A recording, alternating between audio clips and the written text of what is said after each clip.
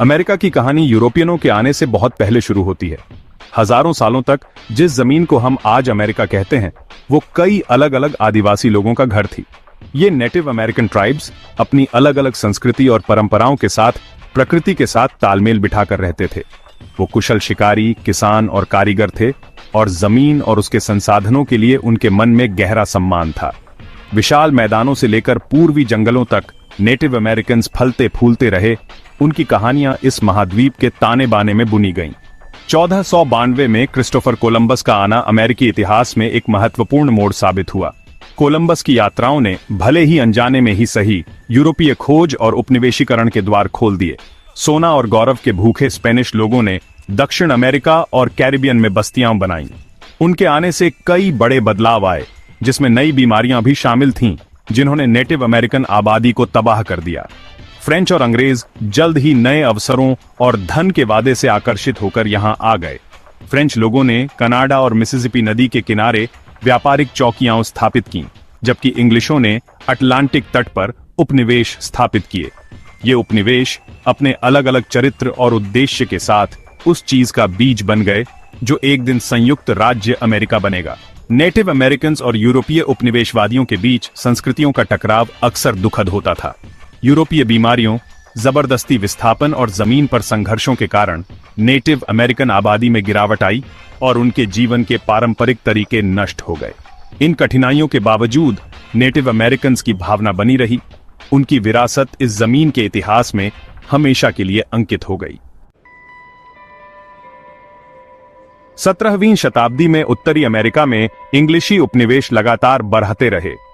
धार्मिक स्वतंत्रता, आर्थिक अवसर और उत्पीड़न से बचने सहित कई कारकों से प्रेरित होकर इंग्लिशी बसने वालों ने वर्जीनिया, मैसाचुसेट्स और पेंसिल्वेनिया जैसे उपनिवेश स्थापित किए। इन उपनिवेशों ने अपने अपने अनोखे चरित्र और शासन के साथ एक नए राष्ट्र की नींव रखी। उपनिवेशों में जीवन अक्सर चुनौतीपूर्ण होता था, जिसमें कड़ी मेहनत, संसाधनशीलता और आत्मनिर्भरता की भावना होती थी। उपनिवेशवासी इस नई भूमि में जीवित रहने और फलने फूलने के लिए अपनी स्वयं की प्रतिभा और दृढ़ संकल्प पर निर्भर थे। उन्होंने भूमि पर खेती की, कस्बों और शहरों का निर्माण किया और व्यापार मार्ग स्थापित किए। इस प्रक्रिया में एक नए समाज का निर्माण किया। जैसे जैसे उपनिवेश समृद्ध हुए और उनकी आबादी बढ़ी, वैसे वैसे स्वायत्तता की उनकी इच्छा भी बढ़ती गई। हालांकि ब्रिटिश सरकार उपनिवेशों को राजस्व और संसाधनों के स्रोत के रूप में देखती थी, ऐसे कर और नियम लगाती थी जिनका बढ़ता प्रतिरोध होता था। बिना प्रतिनिधित्व के कोई कराधान नहीं का नारा पूरे उपनिवेशों में गूंजता रहा, जो असंतोष की बढ़ती भावना और स्वशासन की इच्छा को दर्शाता है। बोस्टन टी पार्टी जैसी घटनाओं से शुरू हुई अमेरिकी क्रांति ने ग्रेट ब्रिटेन और उसके अमेरिकी उपनिवेशों के बीच संबंधों में एक महत्वपूर्ण मोड़ ला दिया। जॉर्ज वॉशिंगटन, थॉमस जेफरसन और बेंजामिन फ्रैंकलिन जैसे व्यक्तियों के नेतृत्व में उपनिवेशवादियों ने अपनी स्वतंत्रता के लिए लड़ने के लिए हथियार उठाए। 1776 में हस्ताक्षरित स्वतंत्रता की घोषणा ने साहसपूर्वक उपनिवेशों के आत्मनिर्णय के अधिकार की घोषणा की और एक लंबे और खूनी संघर्ष का मंच तैयार किया। अमेरिकी क्रांतिकारी युद्ध साहस, दृढ़ संकल्प और स्वतंत्रता में अटूट विश्वास का प्रमाण था, जिसने अमेरिकी भावना को चित्रित किया।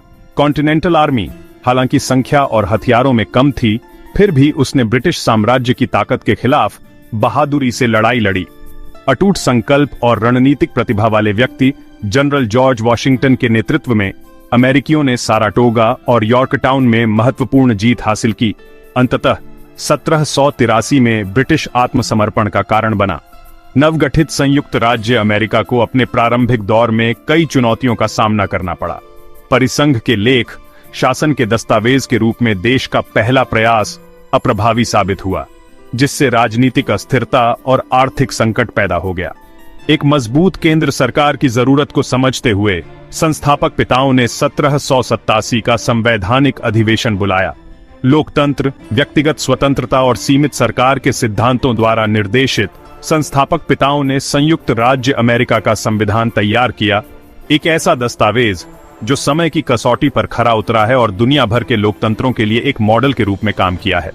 शक्तियों के पृथक्करण, नियंत्रण और संतुलन और व्यक्तिगत अधिकारों के संरक्षण पर जोर देने वाले संविधान ने एक स्थिर और स्थायी गणराज्य की नींव रखी। 19वीं सदी के दौरान संयुक्त राज्य अमेरिका का पश्चिम की ओर विस्तार हुआ, जो मैनिफेस्ट डेस्टिनी में विश्वास से प्रेरित था। यह विचार कि अमेरिका को अपने प्रभुत्व का विस्तार तट से तट तक करने का दैवीय अधिकार था। हालांकि यह पश्चिम की ओर विस्तार एक कीमत पर आया। नेटिव अमेरिकन जनजातियों के साथ संघर्ष, आदिवासी लोगों का जबरदस्ती विस्थापन और गुलामी की संस्था ने अमेरिकी इतिहास के इस दौर पर एक काला साया डाल दिया। गुलामी का मुद्दा, जो अपनी स्थापना के बाद से ही राष्ट्र पर एक नैतिक कलंक था, अंततः अमेरिकी गृहयुद्ध का कारण बना। दक्षिणी राज्य, जो आर्थिक रूप से दास श्रम पर निर्भर थे, ने 1860 में संघ से अलग होकर अमेरिका के संघीय राज्य का गठन किया। गृहयुद्ध, एक खूनी और क्रूर संघर्ष जिसने भाई को भाई के खिलाफ खड़ा कर दिया, ने राष्ट्र के ताने बाने की परीक्षा ली। अटूट दृढ़ विश्वास और करुणा वाले व्यक्ति राष्ट्रपति अब्राहम लिंकन के नेतृत्व में संघ ने अंततः 1865 में जीत हासिल की, राष्ट्र को संरक्षित किया और गुलामी को समाप्त कर दिया।